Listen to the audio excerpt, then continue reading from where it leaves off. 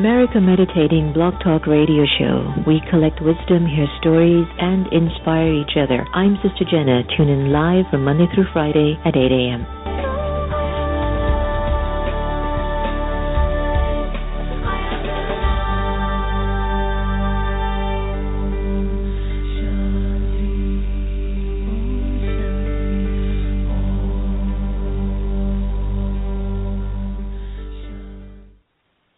Hi, I'm Angela Peabody of Global Woman Peace Foundation, and I listen to America's Meditating Radio Show. Do you like to meditate? Have you tried to meditate? Have you struggled with meditation? Why don't you visit one of the Brahma Kumaris Meditation Center? Visit brahmakumaris.org. Hello, everybody. This is Alona Holland, a listener of the America Meditating Radio Show. I'd like to convey my thanks to you, Sister Jenna and Sister Geeta, all the way from Omaha, Nebraska.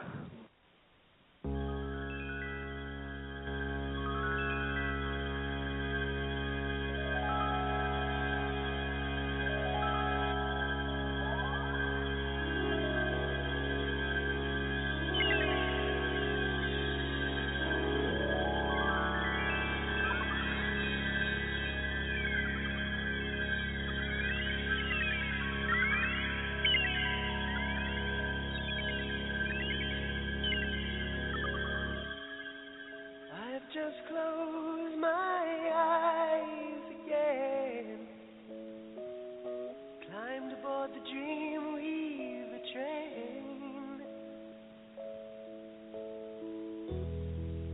Trying to take away my worries of today and leave tomorrow behind.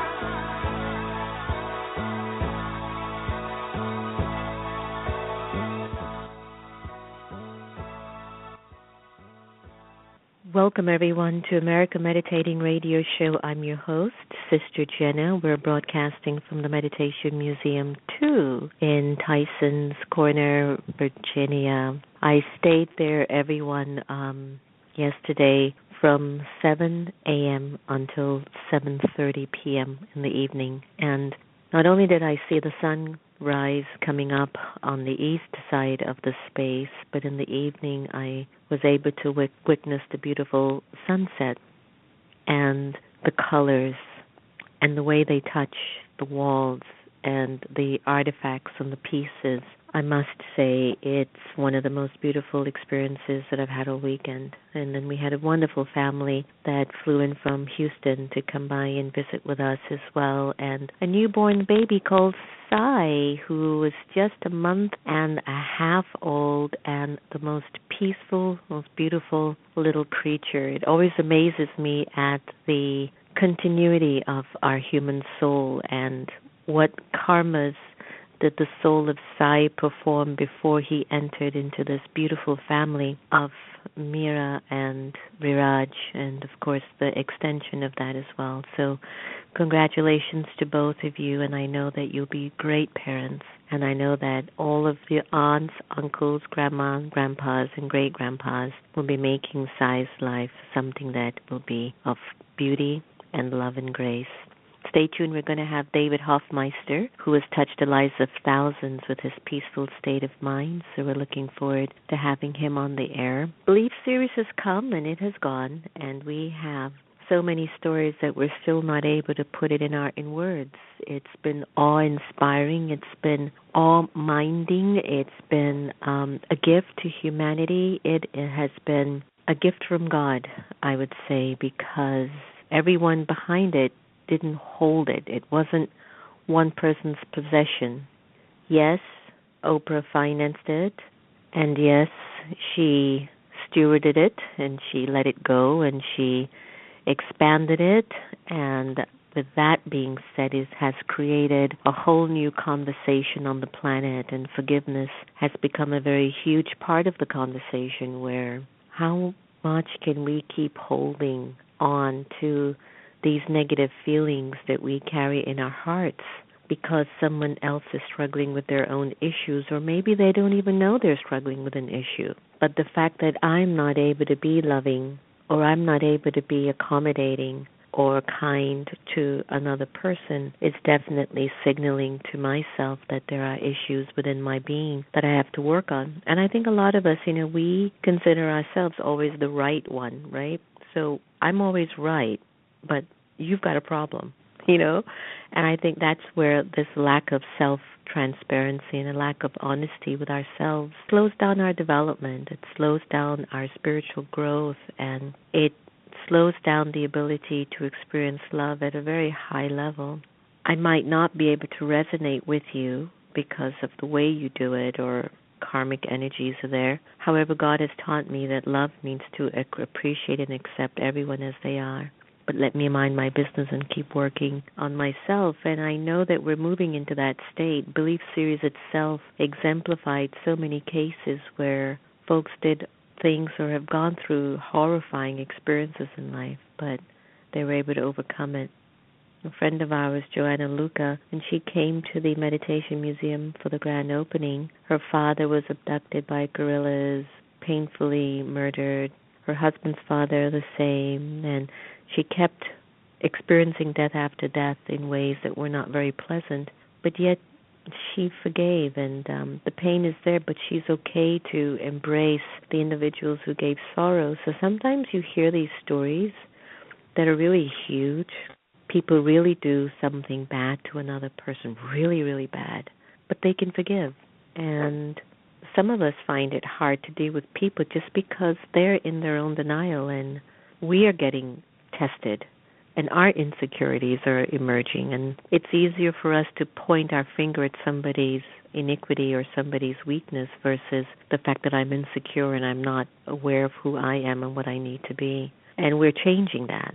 I know that belief is changing. I know the work in the Brahma Kumaris, and I know that great voices like David-Hoffmeister, they're changing the way that we look at ourselves and each other, and it just feels like old school.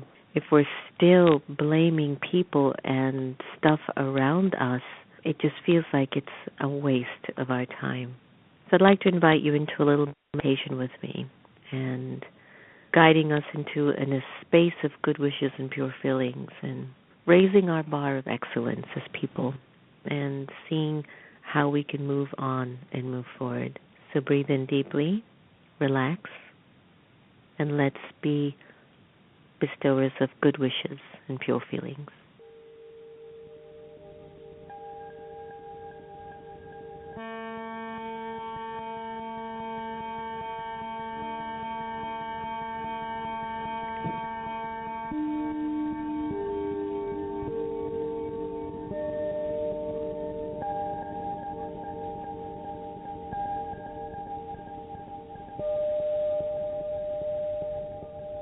Today is my day to be generous, to give, to give, to give, and to keep giving. I will share my good wishes, pure feelings, and love as my small gift to everyone at work. I will smile at everyone I see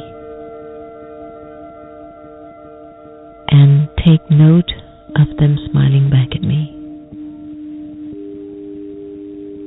This beautiful exchange is a simple, generous action that serves me and serves everyone around me.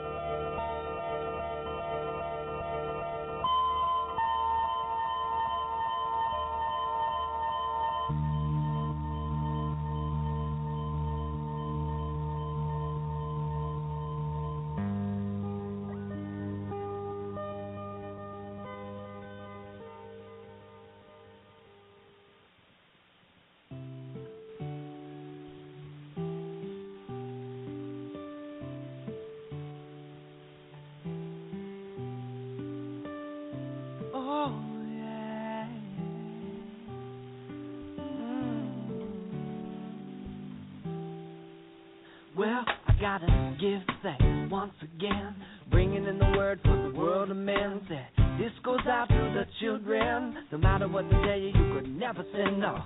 We are here, we are divine, and the time has come for us all to shine. And I give thanks for the one mind, and I give thanks for the love design. I said, let the sunlight fill your eyes, let your voices harmonize. When you look into a child's eyes, you can see everything is God in the sky. So relax as it all rearranges. We are all going through the same changes. I like to sing a song with you, so give thanks one time. What you gonna do? Give thanks. Give thanks. People of the world, waking up, I give thanks. Give thanks. This is how I fill my cup. I give thanks. Give thanks. Whoa, whoa, whoa, I give thanks.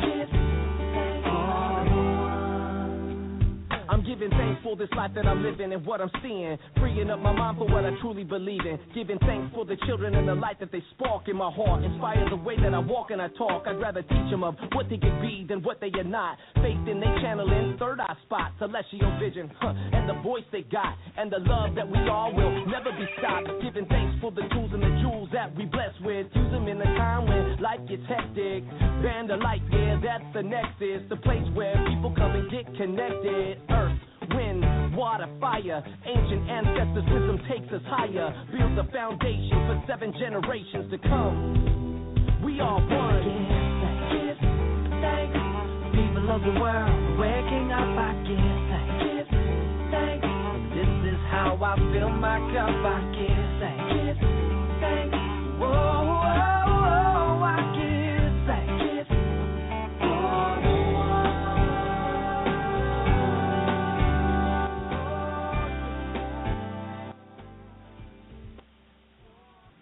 Oh, that was Elijah Ray from his Band of Light CD and the meditation on good wishes from my Off the Grid into the Heart. Welcome back, everyone. You're listening to America Meditating Radio Show, and I'm your host. We're privileged to welcome David-Hoffmeister, who has touched the lives of thousands with his consistently peaceful state of mind, radiant joy, and dedication to truth. He's a modern-day mystic who has been invited to 41 countries and 49 states in the United States in 24 years of extensive travel to share the message of love, oneness, and freedom. David's journey involved the study of many pathways culminating in a deeply committed practical application of A Course of Miracles, of which he's a renowned teacher. His teachings have been translated into 13 languages and taken into the hearts and minds of millions around the world.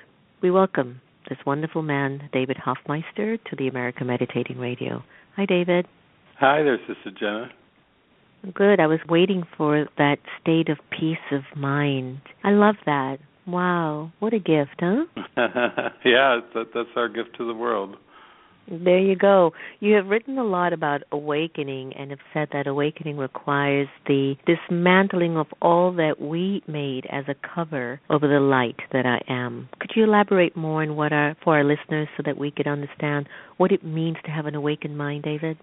Yeah, in psychological terms, there's a term called dissociation, where you dissociate from something and then take on a substitute. So you might say our world of Maya, or a world of opposites, is like a substitute reality that was made to take the place of pure oneness and love. And really, you and I are into that extension, and so many are coming into that. So the awakened state is just a state of perfect acceptance. There's a state of also non-judgment, and so that you basically look upon the world and everything and everyone in it as just a reflection of your mind. And when you release all judgment, grievances, comparisons, and so forth, then you see a whole different world. You see a unified perception that sometimes in quantum physics they call it the unified field. And Rumi called it the field too. So it's kind of a neat merge that's happening right now with all the different methodologies of describing this awakened state of mind. Beautiful. Well, congratulations on the release of your new book, Quantum Forgiveness. Wow, that's a big topic, right? Yeah. Quantum Forgiveness, Physics Meets Jesus. Please tell us a little bit more about the book, and how is it doing so far? It's doing good. I think when it first came out, it went up on the Amazon bestsellers, so it's kind of an interesting use of terms. Some people might say, how could you possibly put those two words together, quantum forgiveness, and then the subtitle, what does that mean? Physics meet Jesus. So it's kind of a curious title, but to me, I have really studied quantum physics and been a follower of Jesus and oneness and non-dual teachings like Advaita Vedanta and many great non-dual teachings. And so to me, this is like a natural extension. And quantum really, when we talk about the quantum world, we talk about the connectedness, the unified connectedness of just pure energy that's underneath this veil of good and bad and right and wrong and male and female and masculine and feminine and on and on. It's just this beautiful unifying energy that it just pervades everything. And so quantum forgiveness, I like the way those terms come together in the sense that it's not linear forgiveness, which seems to go on, and people wonder, why isn't it working in linear time? And the quantum forgiveness is really bringing it back to consciousness and to a state of mind in which you see that the problem was a misidentification, not identifying with our source. And when we do identify with source, then suddenly we have this quantum forgiveness experience. Nice. Forgiveness is such a huge topic today, David. We are not able to show our divinity as much as we wish. I think everyone wishes to be a whole lot better, but that void in the soul, the vices have replaced the virtues. And so I believe that our void comes from, anger, greed, lust, attachment, ego. And so when it comes to forgiving, it requires a strong person, because if you're not bruised, then it's easy for you to forgive. But if you're bruised, you might hold on to that a little bit longer. Tell us a little bit about the power in forgiveness. And so you've got forgiveness within itself, and now you've got quantum forgiveness. Tell me the difference of the two. Well, I think that forgiveness ultimately is a gift to ourself. A lot of times the belief has been that we forgive this person, that person, and for what they've done to us, or maybe for what they didn't do that we think they should have done. And oftentimes there's a sense of judgment of ourself as a person, what we did wrong, what we wish we could take back, and things that we wish we hadn't said, and so forth. But quantum forgiveness is really bringing it back to this state of mind where we come into true humbleness to see how mistaken we have been about our interpretation. So basically saying that just like in Newtonian physics, for every action there's a reaction, and all the principles that Isaac Newton basically deduced from the experimental method, all of the results in Newtonian physics are different from what we're discovering in quantum physics. We're more looking at Einstein in the last 5 or 6 decades, basically seeing that we really haven't understood science or the world at all, and that basically we need to forgive what we believe was true. And the power is the same power that they find when they split the atom. It's just an enormous power of mind, of consciousness, and that's what we're tapping into with quantum forgiveness. Love that. I love that. It's powerful. Now, A Course in Miracles is considered to be a pathway of relationships. And what's the meaning of every encounter is a holy encounter? Well, it's like all the great non-dual traditions. Basically, we've been taught that it just seems like there's a subject and an object and a perceiver and a perceived world. But when I say everything is a holy encounter, and the Course says that, it's basically saying that everyone that we meet or even think of is basically a reflection of ourself, our thoughts, our beliefs. And I just was listening to you. I know you just did a belief series, and it's fascinating to look at our beliefs and how they color the perceived world that we behold. So I would say to see every relationship as a holy encounter is very much like the namaste, the love in me greets the love in you, the Christ in me greets the Christ in you. It's actually learning that everything we perceive, every person we have a relationship with in our thought or in a physical sense, is literally meeting our very self. And I think that's really the meaning of the second commandment in the Bible, love thy neighbor as thyself. Very nice. I wish we could use that a lot more. We tend to not love ourselves as we not love our neighbors. Right. Apply the flip side. Yeah, that's the problem. I swear to you, David, I work with such a variety of personalities in my work, and I think everyone's got such beauty inside of themselves, and I think it's so important for us to train our interpretation and our consciousness toward what's the beauty of God that's been placed in that child. Okay, so during the journey of birth and rebirth and all these karmas, it's mixed in, all these issues are mixed into the beauty, but how does it serve me to see what your deception is like? I mean, how does it make me powerful? And so I think that it's important for us to really feel that each person that we come in connection with is an opportunity, perhaps, to bring us closer to our holiness, and I would call it maybe our own divinity. Don't you think? Oh, yeah. It makes life an adventure. I just love going to these countries. I love hugging people. I love just being with people in their daily life and their daily environments. And I think for me, I got into such a joyful experience that the one thing I wanted to do is just live it and extend it to everyone. It's like, wow, I wish this joy on everyone. And so I noticed through all these great teachers we've had throughout the centuries that Jesus used a lot of parables, that he seemed to be speaking very deeply, but using like everyday parables. And it dawned on me at some point, because I was a lover of movies, that movies were like modern-day parables. And so the more I prayed, how can I demonstrate this to the world? How can I give them a mechanism that will help them spring into joy more consistently and more rapidly. What I was told was I could use the modern-day parables like Jesus used his parables of the prodigal son, for example. So that's actually what Quantum Forgiveness, the book, is about, where I take 7 modern-day, really deep movies, and some of these movies need a lot of setup and interpretation because they almost break the rules. Some of these quantum movies break the rules of movie making, and people get disturbed. But actually, movies like Source Code, movie like Next, I would say those are very quantum movies. Even the latest X-Men movie, Days of Future Past, is very metaphysical.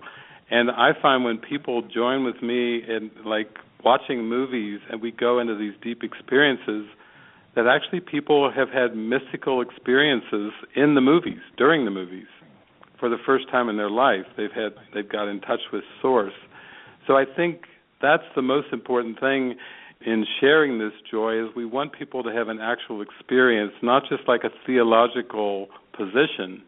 We want them to actually feel it, and feel it with everyone around them, with their friends, their family, their colleagues, everyone, the plants, the animals, just this huge state of unified oneness.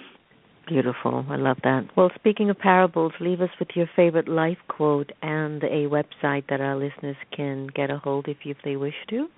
Yeah. Well, I think the one quote that was coming to mind this morning that I like to live by is, "Trust would settle every problem now." So when I'm tempted to believe that I have something that's too difficult to deal with, I can come back and say, it's time for me to trust the Spirit again. And then actually the quantum physics book that I mentioned, Quantum Forgiveness, Physics Meet Jesus, it's on my website, and for your listeners today, they can download the first 2 chapters as a gift if they're interested in how this all works with movies. And the website is david-hoffmeister.com, and my last name is Hoffmeister. So, and the gifts are at david-hoffmeister.com/QF gift, all lowercase, for Quantum Forgiveness gift, QF gift. So just put a / in there. Well, thank you so much, David, and we're wishing you all the best and quantum love your way, huh? Thank you, Sister Jenna. It's been a delight. All right. Same here. Take care. Thanks. So to actually expand the quality of forgiveness, where you're really understanding perhaps the root cause of some of these scenarios or scenes that emerge from us, it's powerful. And we are moving towards a culture of a new era. I was on a meeting call with a friend of mine from the Believe team, and we were talking about a new era. And I call it the golden age, and she calls it the new era. And I said, it's funny because we're saying the same thing, but the languaging is different. And what does it take for us to keep bringing the language to one? And I think more and more we are moving towards a culture of togetherness rather than separation. Even the most vicious person who has sort of sold their souls to the dark side of the universe, deep within themselves, there's still a spark of God left there. There's a spark of divinity, and I think that's what we must always talk into when we're dealing with anyone that we are in relationship with. Hope you've enjoyed our conversation on the America Meditating Radio Show. Remember, no one can take away your happiness unless you give them permission. And we are here to love each other the same. So let's take care, everyone, and I'm going to end it with our favorite song. Happy song. Bye.